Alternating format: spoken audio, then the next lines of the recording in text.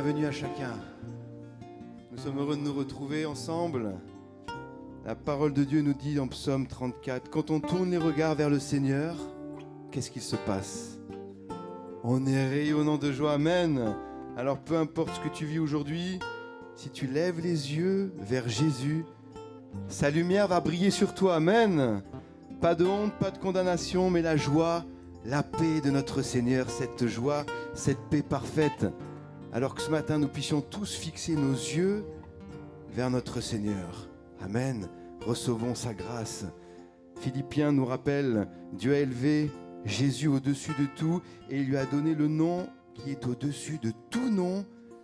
Et c'est ce nom que nous voulons célébrer ensemble. Il est exalté, il est le roi au-dessus des cieux. Alors ouvrons grand nos cœurs ce matin et chantons de tout notre cœur. Il est exalté. Ne te prive pas, peuple de Dieu, ce matin. Loue-le, adore-le. Il est notre joie. Et ayons vraiment nos yeux tous fixés sur notre Sauveur et notre Seigneur. Amen. Alléluia.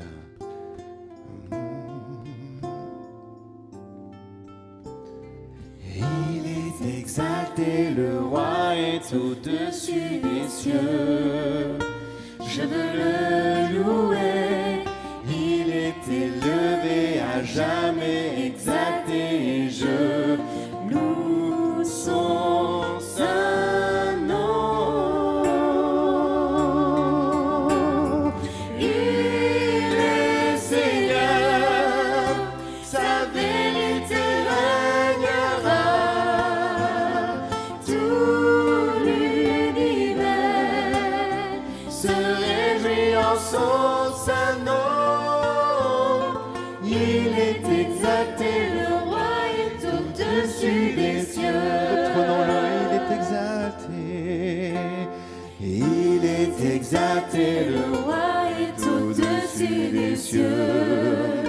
Je veux le louer, il est élevé à jamais, exalté, et je loue son saint nom. Il est Seigneur, sa vérité régnera, tout l'univers se réjouit en son saint nom. Il est exalté, le roi est au-dessus des cieux. Il est exalté, le roi est au-dessus des cieux.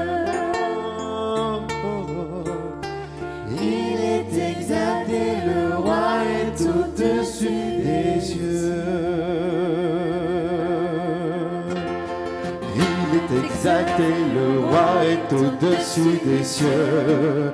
Je veux le louer, il est élevé à jamais, exalté, et je loue son saint nom.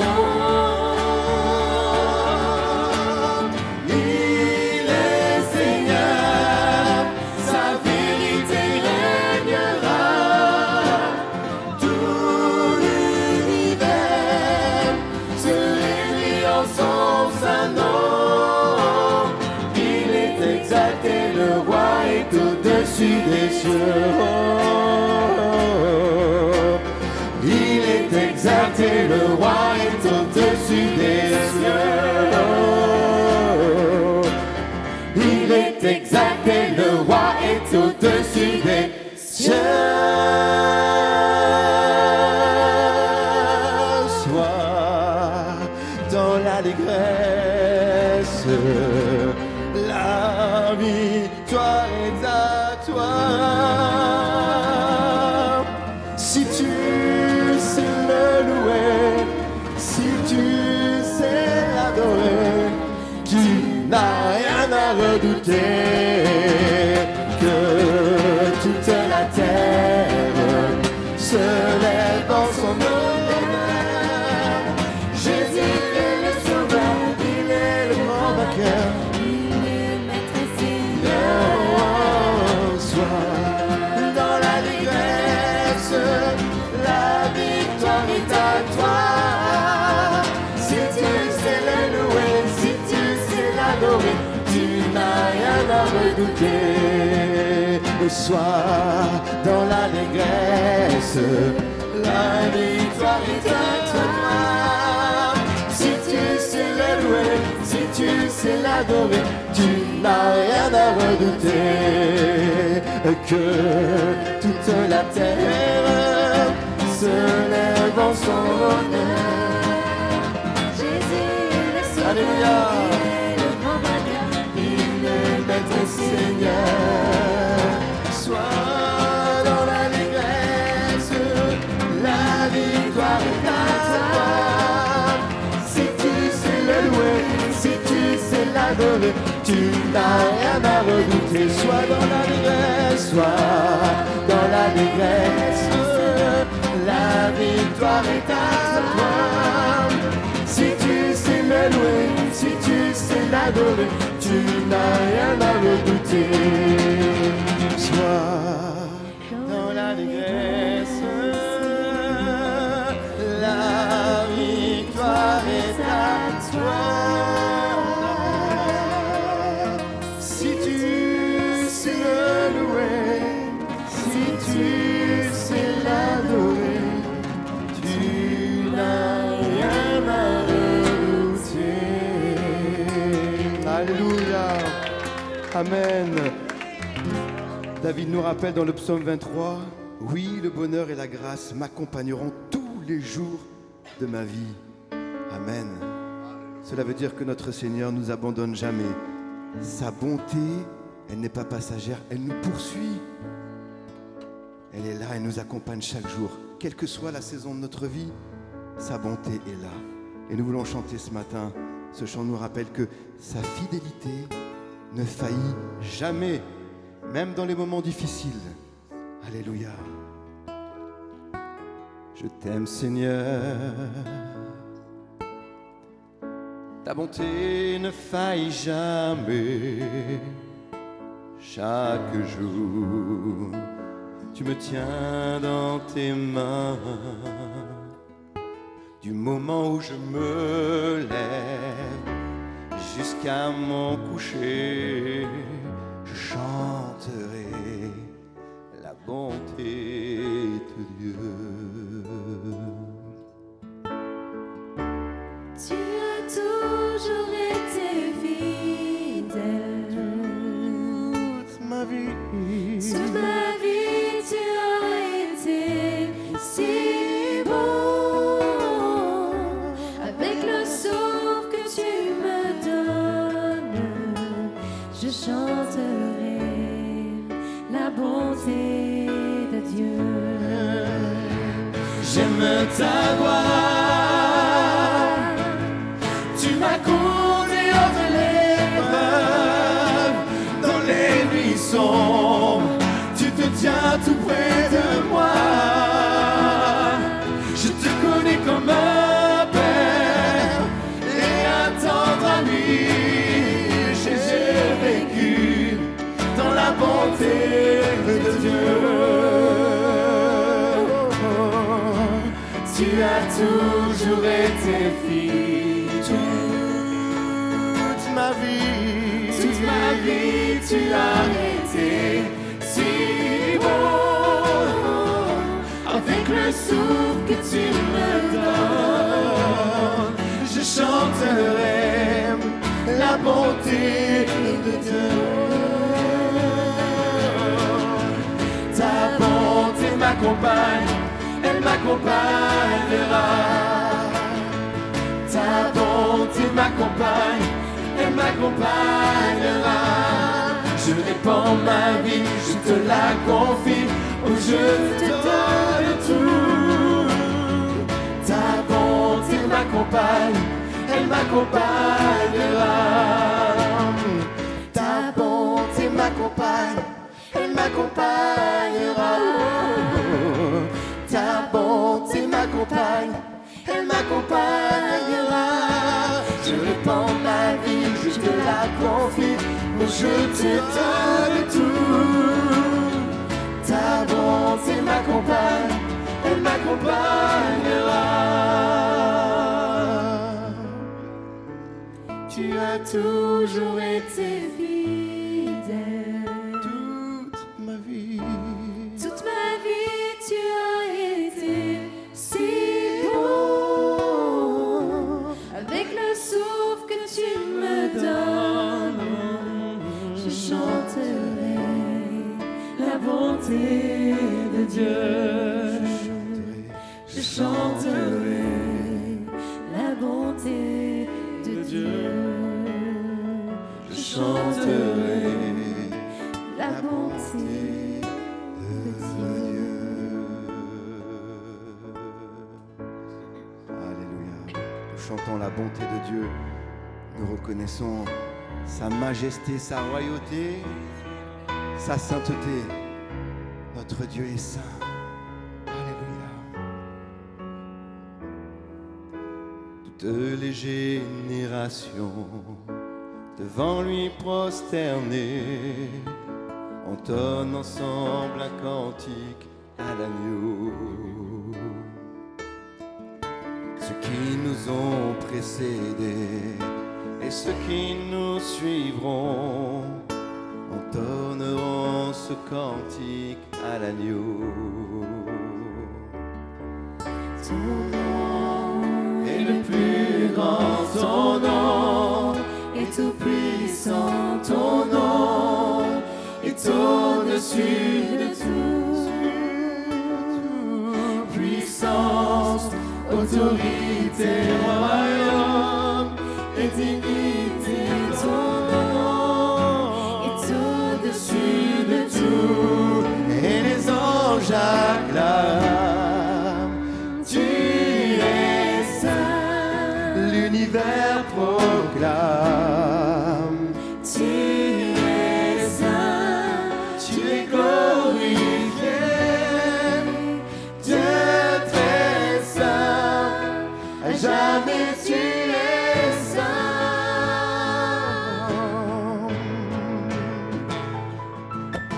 vous qui l'a pardonné, vous qui l'a racheté, venez chanter ce cantique à l'agneau.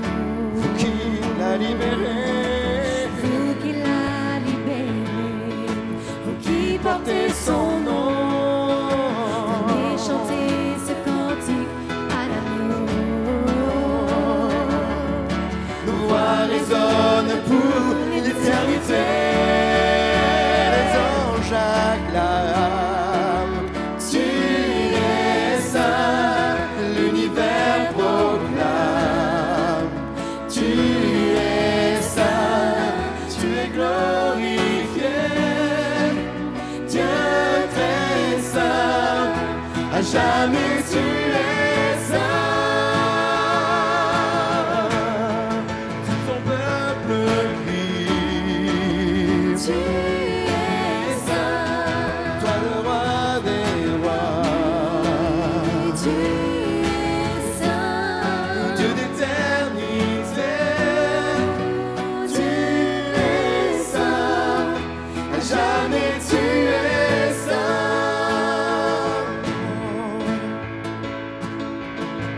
Ton nom est le plus grand, ton nom est tout puissant, ton nom est au-dessus de tout. Puissance, autorité, royaume et dignité, ton nom est ton au-dessus de tout. nom est le plus grand, ton nom est tout puissant, ton nom est au-dessus de tout. Ton nom est grand, Puissance, autorité, royaume et dignité, ton nom est au-dessus de tout. Et les anges acclament, tu es saint, l'univers proclame. Tu es saint, tu es glorifié, Dieu très saint, à jamais tu es saint. Le peuple crie,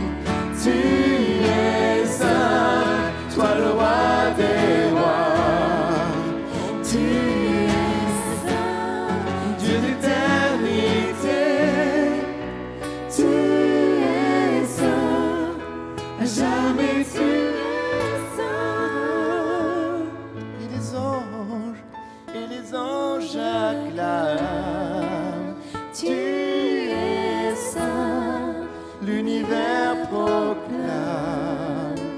Tu es saint, tu es glorifié. Dieu très saint, à jamais tu es saint. Tout ton peuple crie. Tu es saint, Toi le roi des rois, tu es saint, Dieu d'éternité. tu es saint, à jamais tu es saint.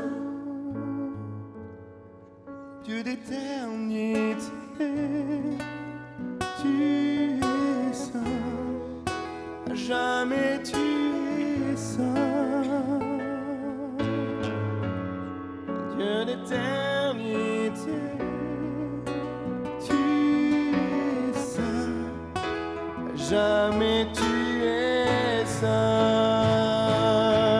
saint. À jamais tu seras. Jamais tu seras L'agneau sur le sur trône.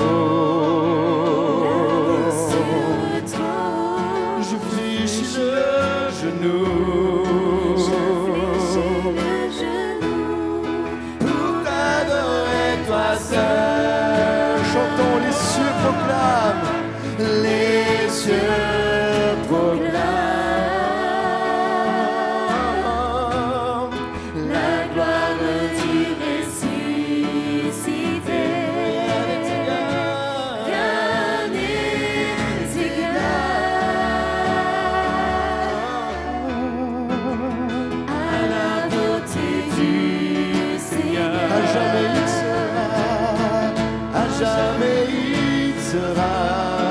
À jamais il sera L'agneau sur le trône. l'agneau sur le trône. Je fléchis le genou. Je fléchis le genou Pour l'adorer, lui seul. Peuple de Dieu chantant, je veux chanter, je veux chanter. la gloire du ressuscité. L'agneau immolé Nous a rachetés pour Dieu. À jamais tu seras. à jamais tu seras L'agneau sur le l'agneau sur trône. le trône. Je fléchis le genou. Je fléchis le genou Pour t'adorer, toi seul. À jamais tu seras. à jamais tu seras L'agneau sur le trône. l'agneau sur le trône. Je fléchis le genou. Je fléchis le genou Pour t'adorer, toi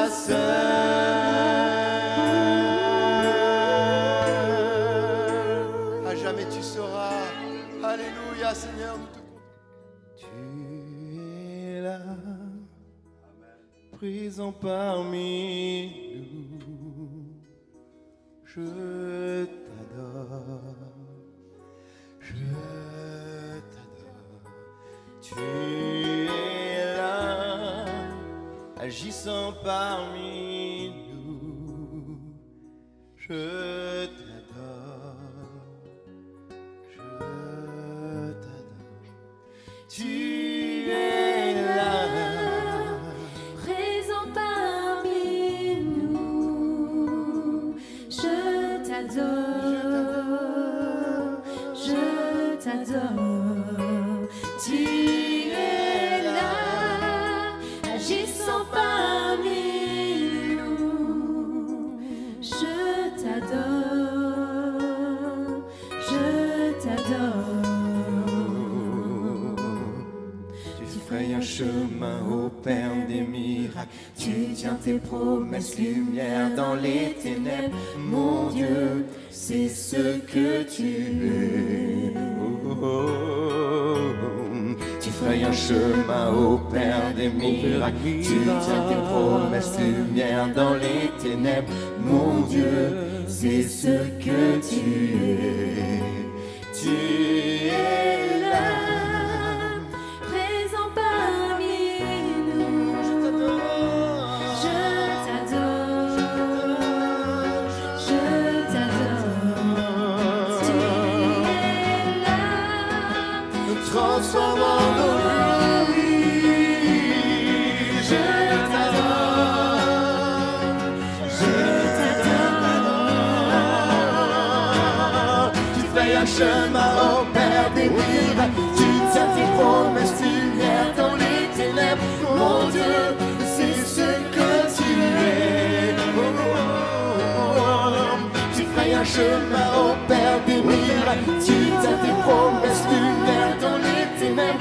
Mon Dieu, c'est ce que tu es. Pour ce que tu es. Pour ce que tu es. Pour ce que tu es. Pour ce que tu es. Pour ce que tu es. Je t'adorerai. Pour ce que tu es. Je t'aimerai. Pour ce que tu es. Pour ce que tu es. Et même si je ne vois rien, mon Dieu, tu es là. Et même si je ne sens rien, mon Dieu, tu es là. Tu es là, tu es là, Seigneur. Tu es là, tu agis, Seigneur. Et même si je ne vois rien, mon Dieu, tu es là. Et même si je ne sens rien, mon Dieu, tu es là. Tu es là, tu es là, Seigneur. Tu es là, tu agis, Seigneur. Et même si je ne vois rien, mon Dieu, tu es là. Et même si je ne sens rien, mon Dieu, tu es là. Tu es là, tu es là, Seigneur. Tu es là, tu agis, Seigneur. Et même si je ne vois rien, mon Dieu, tu es là. Et même si je ne sens rien, mon Dieu, tu es là. Tu es là, tu es là, tu es là, tu agis, Seigneur. Et même si je ne vois rien, mon Dieu, tu es là. Et même si je ne sens rien, mon Dieu, tu es là. Je t'adore, tu es là, présent parmi nous. Je t'adore, je t'adore. Tu es là, agissant parmi nous. Je t'adore, je t'adore. tu ferais un chemin au Père des miracles. Tu tiens tes promesses, lumière dans les ténèbres. Mon Dieu, c'est ce que tu es. Tu ferais un chemin au Père des miracles. Tu tiens tes promesses, lumière dans les ténèbres. Mon Dieu, c'est ce que tu es. Tu es là, présent Parmi nous, je t'adore, je t'adore. Tu es là, transformant nos Tu vies. es là, transformant nos vies. Je t'adore, je t'adore.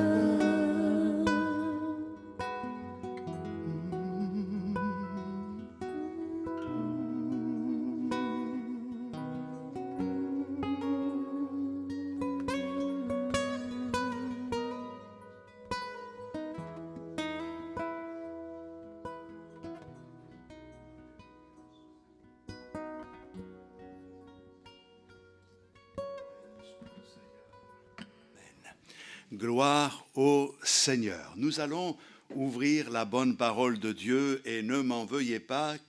Je vous ai annoncé que je n'allais pas faire en suivant, mais je vais quand même faire en suivant ce matin, puisque en méditant, je n'ai pas réussi à m'arrêter. Nous allons lire dans le psaume 119, Le psaume 119 est un psaume acrostiche, alphabétique. Les 22 lettres de l'alphabet hébreu sont ainsi données dans ce psaume 119.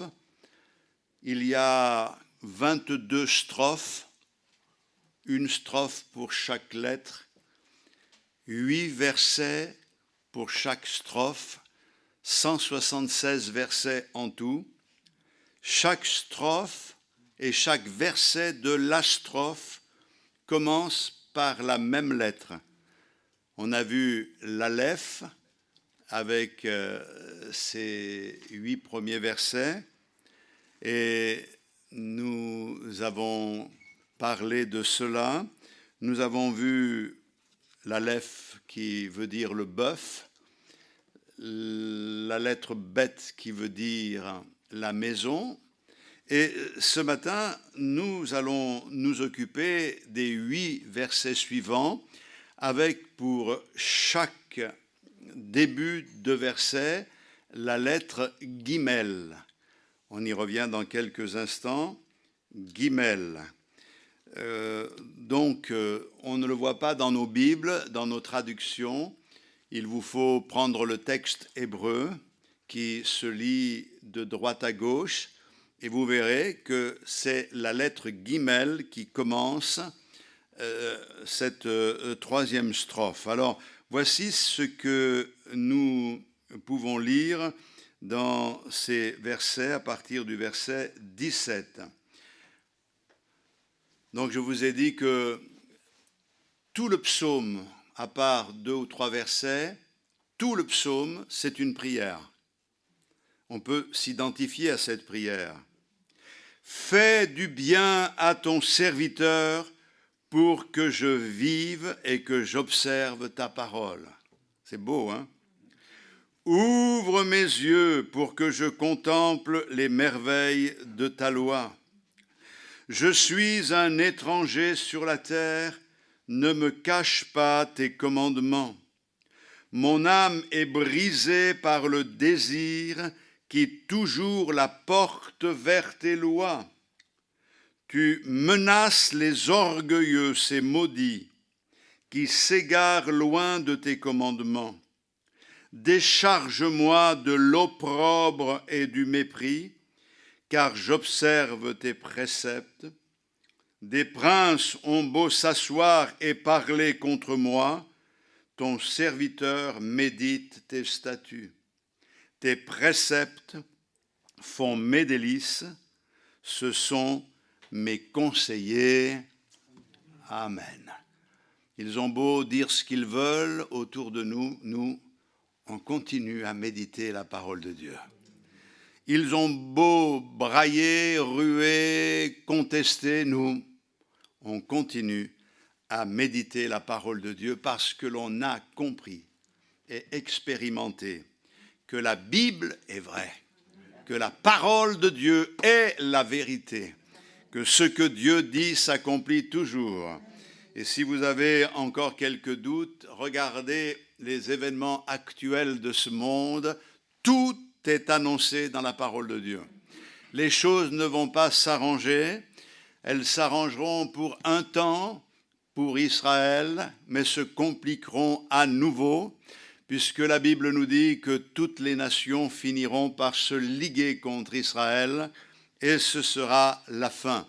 Nous arrivons dans cette période de la fin, et c'est pour cette raison que nous devons nous attacher de plus en plus à la parole de Dieu.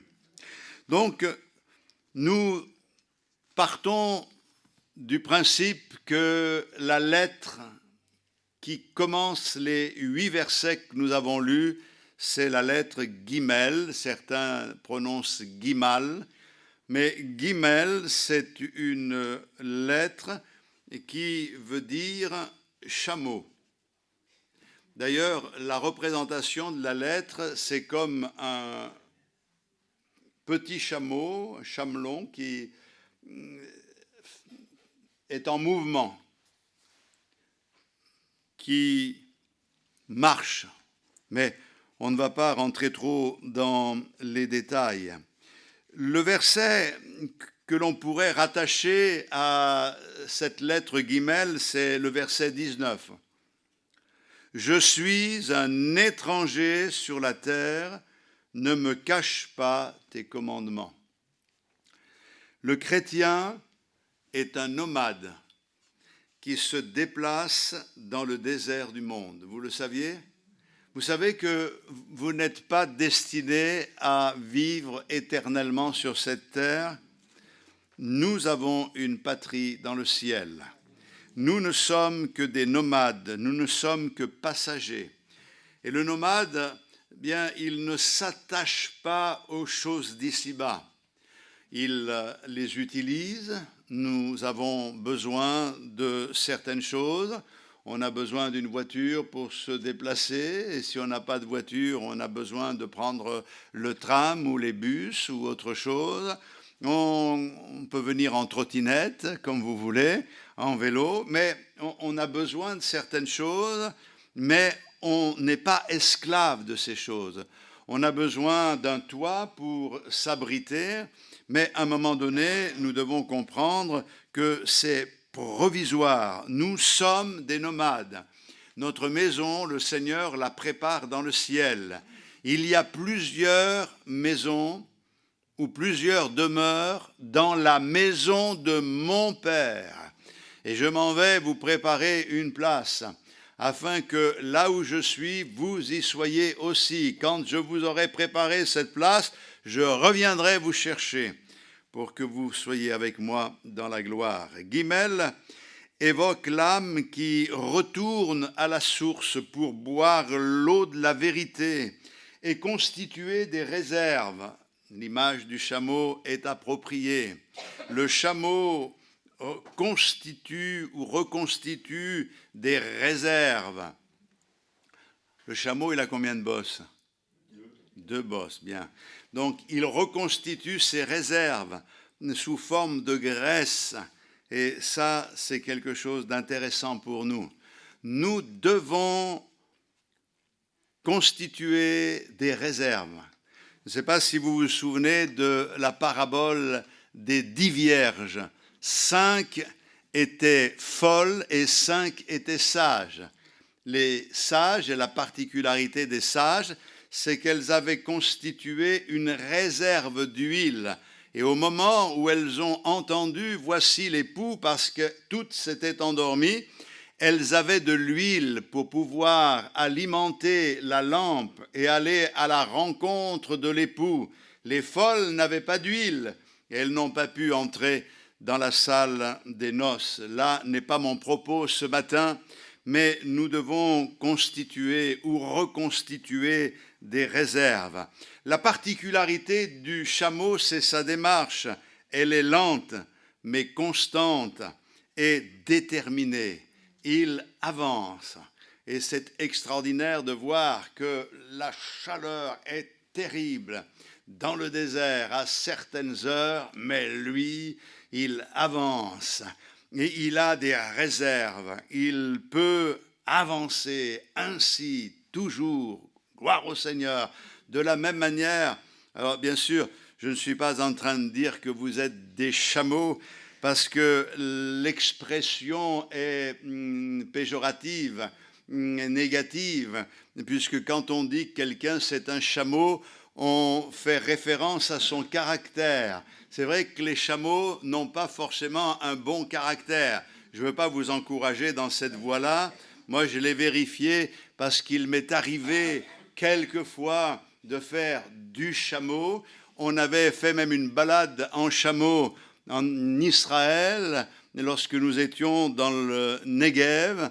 Nous avions profité de cette vie avec les nomades du coin. On avait dormi sous des tentes, à même le sol, sur des nattes. C'était une expérience à faire. Mais les chameaux, quelquefois, ils réagissent. Non, vous n'avez pas un caractère de chameau. Pas tous. Mais ce que je veux dire, c'est que le chameau, lui, il avance. Et mes frères et sœurs devons réaliser que nous sommes appelés à avancer dans le désert de ce monde. La particularité du chameau, j'en ai souligné quelques-unes puisque c'est intéressant de le voir, c'est un animal qui rumine. Et vous savez ce que le processus de la rumination est, c'est qu'un animal qui rumine, c'est un animal qui fait des réserves et ensuite il va transformer cette réserve qu'il a faite en ruminant, en repassant, en remâchant ces choses-là. Mais pour le chameau, il va faire une réserve d'eau et de graisse qu'il va transporter sur son dos. Et pour nous, la rumination est intéressante car un animal pur, c'est un animal qui a l'ongle fendu, je ne vais pas vous faire une étude là-dessus ce matin, et qui rumine. Et nous ne pouvons pas aller vers la pureté, vers l'épanouissement spirituel si nous ne prenons pas le temps de ruminer. Nous devons ruminer. Quelquefois, dans les églises, j'en vois quelques-uns qui ruminent. En réalité, ils mangent du chewing-gum. Mais celui qui rumine, c'est celui qui reçoit la parole de Dieu, mais qui va la repasser, il va la remâcher. Il veut que cette parole devienne la substance même qui lui permettra de vivre, de s'épanouir, de grandir, mais aussi d'avancer dans le désert de ce monde. Et c'est pour cette raison que dans le paragraphe que nous avons lu, il est question de méditation de la parole de Dieu. Ouvre mes yeux pour que je contemple les merveilles de ta loi. Mon âme est brisée par le désir qui toujours la porte vers tes lois. Le verset 23 dit « Des princes ont beau s'asseoir et parler contre moi, ton serviteur médite tes statuts, tes préceptes font mes délices, ce sont mes conseillers. » Voilà un homme qui a compris l'importance de la méditation de la parole de Dieu. On se faisait la réflexion avec Évangéline en écoutant les informations. Des spécialistes disent que finalement pour les hommes, le remède au stress, au conflit intérieur, au déséquilibre, c'est prière et méditation. Bien sûr, ce qu'il propose n'est pas la même chose que ce que propose la parole de Dieu, mais nous le savions bien avant que ces personnes fassent 15 ans d'études pour nous dire que c'est bon pour nous, parce que nous l'avions entendu de la bouche de notre Seigneur. Et nous avons compris l'importance de la méditation pour notre équilibre, mais aussi de cet appétit.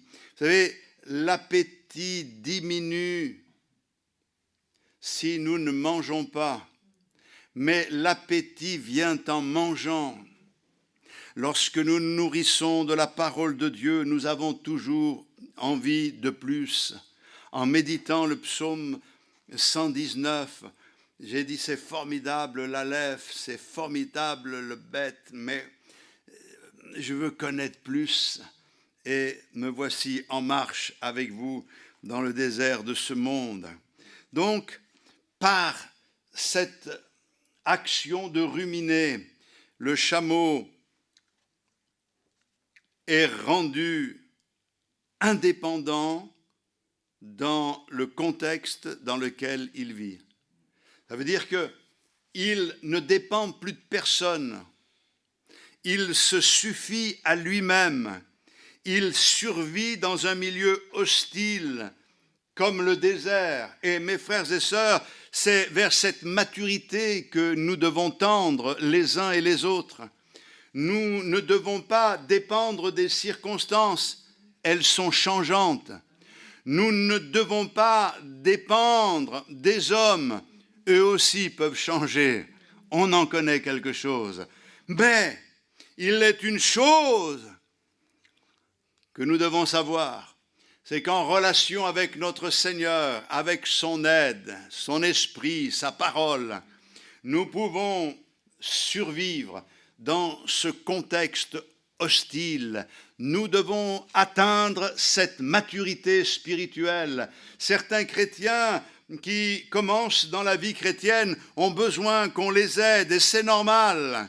Mais il arrive un moment où ta démarche ou ta marche avec le Seigneur et ton épanouissement ne doivent pas dépendre des uns et des autres. Elles dépendent de Dieu. Qu'il tombe ou qu'il reste debout, que m'importe. Moi, je continuerai à te servir, à t'aimer, à avancer, à contre-courant, parce que j'ai réalisé que le but à atteindre est en face et rien ne m'arrêtera. Ça monte, je monte. Ça descend, je descends. C'est plat, c'est plat. Quelquefois, c'est plat dans la vie. On dit, on s'habitue, il y a la routine. On se dit, c'est un peu monotone, c'est comme conduire en autoroute. Mais c'est pas amusant. Si vous allez vers les Gouales, vous verrez, c'est un peu différent. Mais c'est vrai que la vie chrétienne, c'est ça. Mais la marche qui impose une forme de monotonie ne doit pas être monotone. J'avance, je sais où je vais, je suis porté par l'espérance. Et puis, j'ai simplement souligné le fait que le chameau, pour monter sur un chameau, il faut qu'il se mette à genoux. Alors, on monte dessus, moi j'en ai vu, c'était particulier parce que quand on y est dessus, on sait ce que c'est, mais j'en ai vu monter sur le chameau et quand le chameau se relève, parce qu'il se relève les pattes arrière avant, les gens se retrouvent devant, par terre, pardon. Mais pour charger ou pour décharger le chameau, eh bien, le chameau doit se mettre à genoux. Est-ce que vous savez quel était le surnom que l'on donnait à l'apôtre Jacques, qui était le pasteur de Jérusalem à l'époque? Non? On l'appelait « genou de chameau ». Et beaucoup de chrétiens, on les a appelés « genoux de chameau ». Je ne sais pas si vous avez vu les genoux des chameaux, ils sont quand même un peu abîmés. Moi, je me souviens une période dans ma vie chrétienne, et à l'époque, c'était comme cela, même ici, Montpellier, partout. Eh bien, la réunion de prière, on la passait à genoux. On avait un petit morceau de mousse et on se mettait à genoux pour prier. On avait cette attitude qui consiste à être dans la révérence, on se courbe devant le Seigneur. Alors, bien sûr, ce n'est pas l'attitude qui fait la prière, parce on peut se mettre à genoux, quelquefois on en a vu qui se sont mis à genoux et qui se sont endormis profondément. C'est-à-dire que c'est pas, on ne peut pas dire ils sont restés 2 heures à prier, non, ils sont restés 2 heures à dormir. Et ce n'est pas la même chose, ce n'est pas l'attitude qui compte, mais pour que l'on comprenne, être sur les genoux dans la Bible, c'est pas être abattu, c'est être dans la prière, dans la recherche de la face de Dieu. Nous sommes dans la prière pour être chargés, mais chargés de quoi? Mon âme est brisée par le désir qui toujours la porte vers tes lois. Je veux être chargé de ta parole, je veux la recevoir, je veux ton conseil dans mon cœur, pour mon esprit, et je veux être déchargé. Décharge-moi, verset 22, de l'opprobre et du mépris, car j'observe tes préceptes. Il ne s'agit pas ici d'être déchargé de l'opprobre de Christ qui consiste dans notre engagement à servir le Maître et à ne pas renier celui qui nous a sauvés, peu importe le jugement des uns et des autres. Nous n'avons pas honte de l'Évangile. Je n'ai pas honte de l'Évangile. C'est la puissance de Dieu pour le salut de quiconque croit. Mais je veux être déchargé de l'opprobre du péché, de la honte de mes fautes. Je veux être déchargé de tout ce qui n'est pas clair dans ma vie. Je veux en être débarrassé. Et c'est pour cette raison que la Bible nous invite dans Éphésiens 3, verset 14. Éphésiens 3, 14. À cause de cela, je fléchis les genoux devant le Père, duquel tire son nom toute famille dans les cieux et sur la terre, afin qu'il vous donne, selon la richesse de sa gloire, d'être puissamment fortifié par son esprit dans l'homme intérieur, en sorte que Christ habite dans vos cœurs par la foi, afin qu'étant enraciné et fondé dans l'amour, vous puissiez comprendre avec tous les saints quelle est la largeur, la longueur, la profondeur, la hauteur, et connaître l'amour de Christ qui surpasse toute connaissance, en sorte que vous soyez remplis jusqu'à toute la plénitude de Dieu. Alléluia. Je fléchis le genou devant le Seigneur. Maintenant que j'ai parlé du chameau et que nous nous sommes reconnus dans cet animal, la Bible dit « Interroge les bêtes, elles t'instruiront ». Donc on y est en plein et le Seigneur a voulu nous expliquer certaines choses. Mais le verset 17 dit ceci: « Fais du bien à ton serviteur pour que je vive et que j'observe ta parole. » Fais du bien. Fais-moi du bien, Seigneur, pour que je vive. Pour avoir la vraie vie, il faut que tu me la communiques. Fais-moi du bien, Seigneur, pour que je vive. Mais je veux vivre pourquoi? Pour observer ta parole. Aide-moi, Seigneur, à vivre pour toi. La prière du psalmiste révèle que la parole de Dieu est vraiment au centre de sa vie. Elle a pris de plus en plus d'importance dans sa vie. Elle est présente, elle demeure et il en veut encore et encore. Il demande l'aide de Dieu et il dit « Fais-moi du bien ». Alors, j'ai cherché et j'ai trouvé certaines choses intéressantes. C'est que le terme qu'il emploie pour l'action de Dieu envers lui, qui est traduit par « fais-moi du bien », en hébreu, c'est le terme « gamal ». Ça se dit « gamal ». C'est quoi ce terme? Gamal, c'est sevrer un enfant, mûrir, amener à la maturité. Quand le psalmiste dit « fais-moi du bien », il dit « je veux connaître ce sevrage, je veux être mature, je veux grandir, je veux être adulte ». Jésus dit « soyez des hommes ». Et je crois que cette réalité, nous devons la rechercher. En fait, il demande à Dieu simplement de le rendre mature pour établir sa vie sur la parole de Dieu.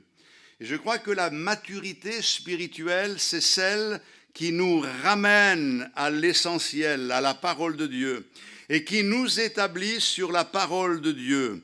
Les chrétiens immatures, ce sont les chrétiens qui sont capables de louer Dieu, de glorifier Dieu, de faire des tas de choses pour Dieu en oubliant ou en mettant de côté les commandements du Seigneur. Ils disent gloire à Dieu, alléluia, c'est bien qu'ils le fassent. Il vaut mieux faire ça qu'autre chose, mais ce n'est pas suffisant, car ce ne sont pas ceux qui disent alléluia, gloire à Dieu, qui entreront dans le ciel, mais ceux-là seuls qui font la volonté de celui qui m'a envoyé. L'attachement à la parole de Dieu est important. Alors, Seigneur, fais-moi mûrir dans ta parole, afin que je puisse vivre une vie qui honore ta loi, que ma vie soit un témoignage de ta parole, que je puisse être vraiment comme une lettre lue. Je le dis souvent, nous ne pouvons pas tous être des apôtres, mais nous devons tous être des épîtres, des lettres lues de tous. Et lorsque on lit en nous, on devrait pouvoir lire notre attachement au Seigneur, à la parole de Dieu, que mon exemple attire les autres à toi, Seigneur. Donne envie à mes frères et sœurs de grandir dans la foi, de mûrir dans tes voies. Sèvre-moi. Ce n'est pas des mots que l'on utilise souvent. Aide-moi à grandir, à quitter ce qui m'empêche d'être mûr. Nous comprenons en lisant les Écritures que même l'auteur de l'Épître aux Hébreux le dit aux Hébreux, vous devriez être des maîtres, et vous en êtes encore au biberon. Mes frères et sœurs, nous devons sortir de là. Il faut vraiment connaître le sevrage qui consiste à priver quelqu'un, en particulier un enfant, du lait maternel ou un adulte d'une certaine habitude. Est-ce que vous avez besoin d'être sevré? Je vais parler, et très clairement ce matin, on peut être chrétien et avoir pris des habitudes. Que regardes-tu? Qu'écoutes-tu? Que vis-tu? N'y a-t-il pas au fond de ton cœur ce sentiment de culpabilité parce que tu as fait certaines choses, tu as regardé ce que tu ne devais pas regarder, tu as imprégné ta vie de choses étrangères, et finalement tu en es troublé, et si tu en es troublé, tu demandes pardon à Dieu, mais tu recommences comme une dépendance, c'est plus fort que toi. Or, si c'est plus fort que toi, c'est que cette chose a fini par te dominer. Tout m'est permis, mais tout n'est pas utile, et je ne me laisserai asservir par rien. Je veux vivre une pleine liberté. Viens et fais-moi connaître le sevrage, Seigneur. C'est nécessaire à ma croissance. Je ne veux pas constamment revenir sur les mêmes choses. Seigneur, je t'ai demandé pardon pour cela. Il y a une semaine, je te demande pardon encore cette semaine-là, mais ça fait 25 ans que je te demande pardon pour la même chose. Alors, Seigneur, viens, fais-moi connaître le sevrage. La prière est noble dans son aspect, mais cette demande va le placer dans une situation difficile et une position indésirable. Savoir que lorsque l'on veut avancer avec le Seigneur, on n'est pas forcément bien vu par ceux qui ne veulent pas de cette vérité. On est dans un contexte aujourd'hui où, dans le monde chrétien et même chrétien évangélique, on met en avant toutes sortes de choses qui nourrissent les esprits et les cœurs, mais on ne veut plus entendre la parole de Dieu. On ne veut plus entendre certaines choses. Surtout, Monsieur Matina, ces choses-là, il ne faut plus les dire. Vous êtes un intégriste. Vous êtes resté figé sur le passé. Que Dieu me garde d'être un intégriste, mais que Dieu me permette d'être respectueux de sa parole. Ma mission n'est pas de dire des choses pour vous plaire. Ma mission, c'est de dire les choses qui plaisent à Dieu et qui vont vous amener vers l'épanouissement authentique, qui vont permettre de marcher dans ce monde tranquillement, un pas après l'autre, mais vous avancerez toujours. C'est pas comme certains, ils veulent faire du sprint. Alors, ils se réunissent le dimanche, ils courent, ils sont contents, mais ils s'essoufflent vite au bout de quelque temps. Nous voulons quelque chose de plus solide. Notre chair ne veut pas lutter, elle désire le confort. Et ça, c'est pareil dans le monde chrétien. On ne veut pas lutter, on veut le confort. Mais nous savons que nous ne pouvons pas avancer sans lutte.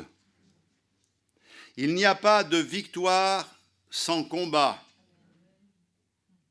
Il faut le combat et il y aura la victoire. Et le psalmiste prie, et quand il prie, il dit ceci, écoutez bien. Je ne veux pas m'installer, Seigneur. Je veux avancer. Garde-moi vigilant. Garde-moi en éveil. Un jour, j'ai pris cet exemple. Vous savez, quand on a les pieds tendres comme moi, l'été, si on va au bord de la plage, il y a du sable. Et le sable est brûlant. Eh bien, vous remarquerez que quand le sable est brûlant, on sautille. Même si vous avez un peu d'arthrose, vous sautillez. Parce que, et si vous avez compris, vous allez mettre, bien sûr, des chaussures adéquates. C'est un peu comme ça. Seigneur, ne permets pas que je devienne lourd dans la marche. Rends-moi léger. Réfléchissons à la façon dont nous sommes en train de prier, mes frères et sœurs. Que demandons-nous au Seigneur? Seigneur, je veux une vie tranquille. Je veux une vie sans problème. Je veux une vie sans responsabilité. Je ne veux pas avoir de contraintes, quelles qu'elles soient. Je suis arrivé à la retraite pensant que j'aurais une période tranquille, sans contraintes, sans obligations. Je me rends compte que non. J'ai dit, Seigneur, pourtant je croyais que c'était ça, la retraite. Et le Seigneur me fait comprendre que la jeunesse et la vie véritable, c'est justement de ne pas tomber dans ce piège-là. Dieu veut nous aider. Le psalmiste est en train de dire, Seigneur, je veux encore y être. Encore y être dans le sens, je ne veux pas stagner, je veux être ton soldat, je veux encore aller au combat, je veux lutter pour toi. Personne ne cherche la douleur ou les luttes, mais les douleurs et les luttes arrivent dans notre vie et combien il est nécessaire que nous soyons préparés à cela. Pour cela, Seigneur, enseigne-moi tes statuts. Je veux avancer. Est-ce que vous connaissez l'expression « on n'a rien sans rien » ? Ben, je vais vous en donner une autre, mais elle est un peu plus fine puisqu'elle concerne certains sports. Pas de douleur, pas de gain. Vous savez ce que ça veut dire ça ? Pas de douleur, pas de gain. Et quand on fait certains sports, et si ça fait pas mal, si vous n'avez pas les courbatures, ça veut dire que vous avez raté l'entraînement. Pas de douleur, pas de gain. Les athlètes utilisent cela. Pour améliorer les performances, il y a un processus, un travail qui fait qu'il y a une certaine souffrance. Et on dira à ce moment-là que le gain en vaut la peine. D'accord ? Je crois que quand on avance avec le Seigneur, il y a une certaine forme de souffrance. Mais cette souffrance-là, elle n'est pas mauvaise. Et quand l'apôtre Paul parle de l'évangélisation, et quand il s'adresse ensuite à l'Église, il dit « Je souffre pour vous les douleurs de l'enfantement ». C'est vrai qu'on ne voudrait pas souffrir les douleurs de l'enfantement, mais lorsque le bébé arrive et que ce bébé est placé sur le sein de la maman, eh bien, la maman, elle oublie rapidement les douleurs qui ont été les siennes. Quel bonheur! Il y a une douleur à vouloir voir les choses de Dieu avancer, à vouloir voir la gloire de Dieu se manifester. Mais quel bonheur lorsque le résultat est là, lorsque le travail a payé, lorsque le Seigneur a confirmé sa parole.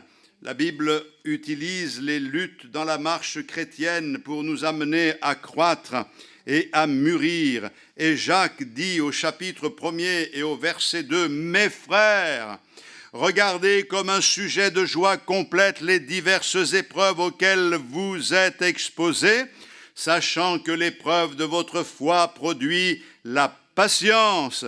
Mais il faut que la patience accomplisse parfaitement son œuvre, afin que vous soyez parfaits et accomplis sans faiblir en rien. » Alléluia. Ça, c'est la parole du Seigneur. Le psalmiste cherche la maturité de Dieu avec l'aide de Dieu. Quand il dit « fais-moi du bien », comprenez bien, il ne dit pas « Seigneur, je veux sentir un frisson », mais « fais-moi du bien, fais-moi mûrir, débarrasse-moi de ce qui bloque dans ma vie.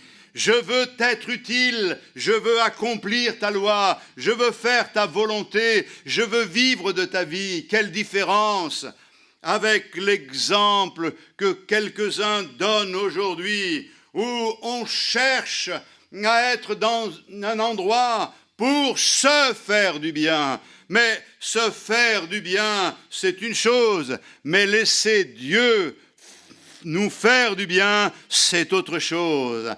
Se faire du bien, chercher notre confort, chercher notre tranquillité, chercher des émotions, c'est une chose.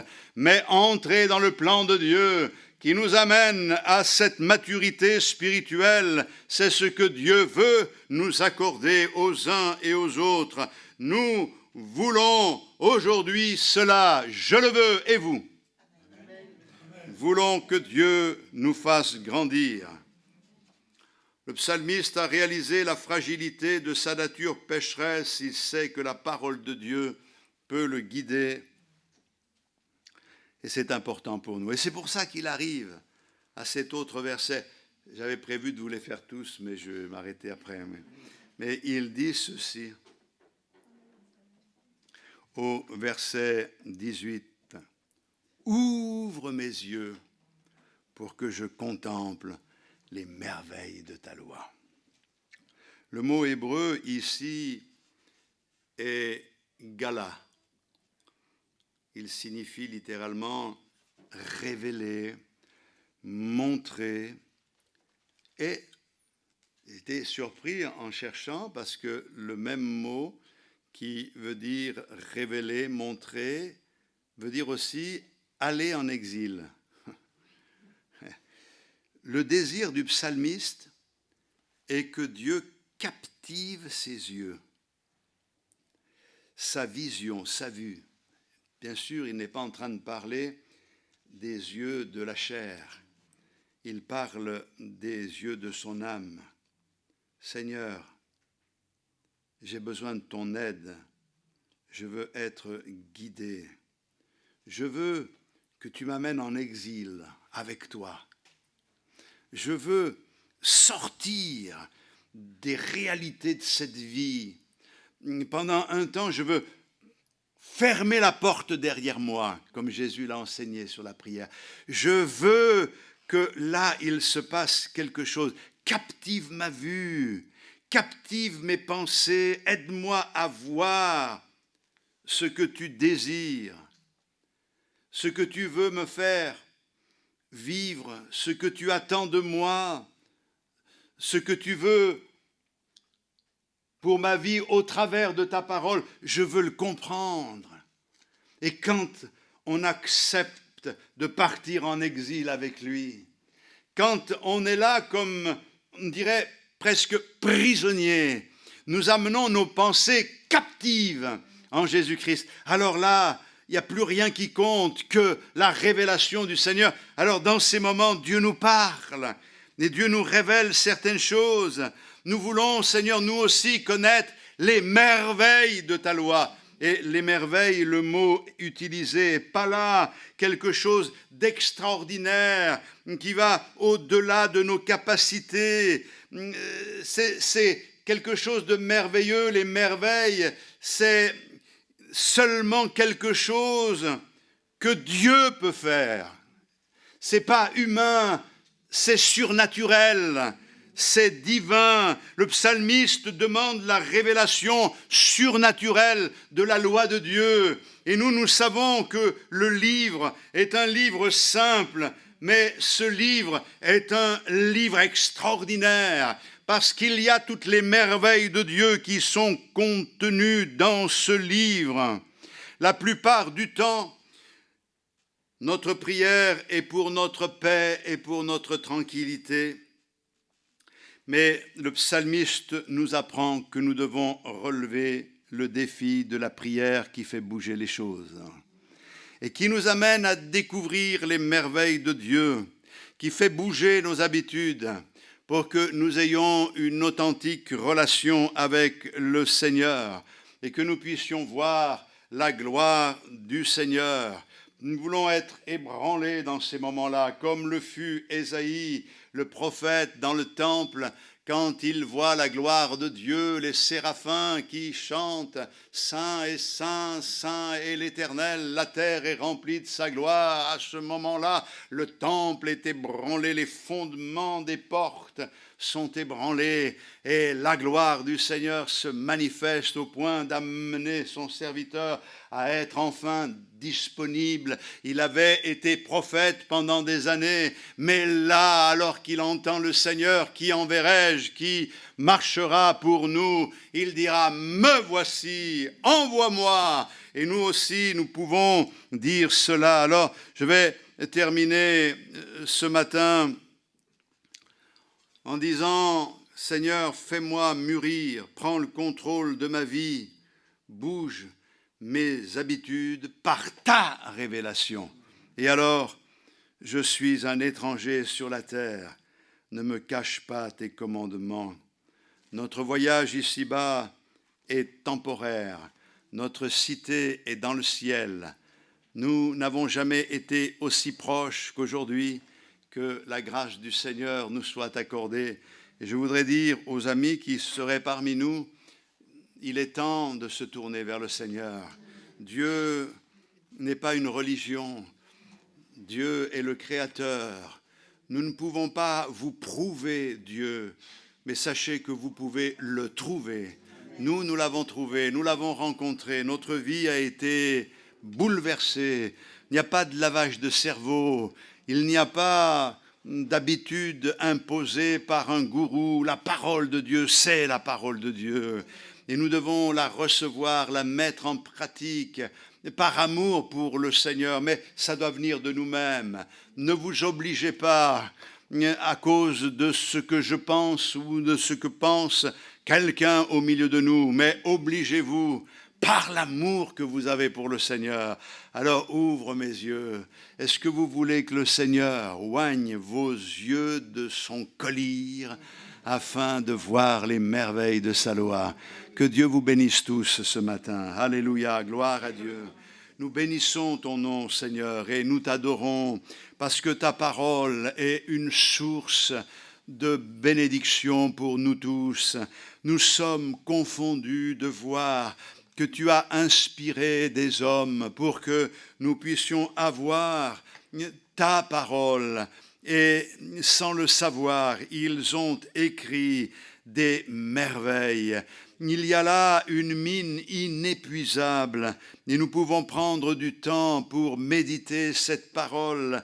Il y a toujours quelque chose à découvrir, des choses que nous pouvons appliquer à notre vie.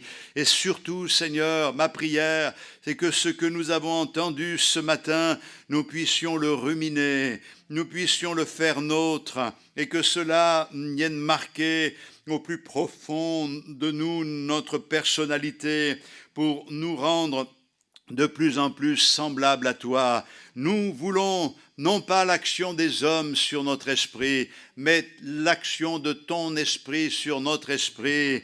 Nous voulons être enseignés de toi, Seigneur, et nous voulons vivre pour ta gloire. Merci de nous permettre de relever les défis, et merci de nous encourager tous. Nous te le demandons au nom de Jésus, notre bien-aimé Sauveur. Amen. Alléluia, que Dieu soit béni. Amen. Gloire au Seigneur Jésus. Alléluia. Que Dieu vous bénisse et vous garde tous dans sa paix. Bonne semaine.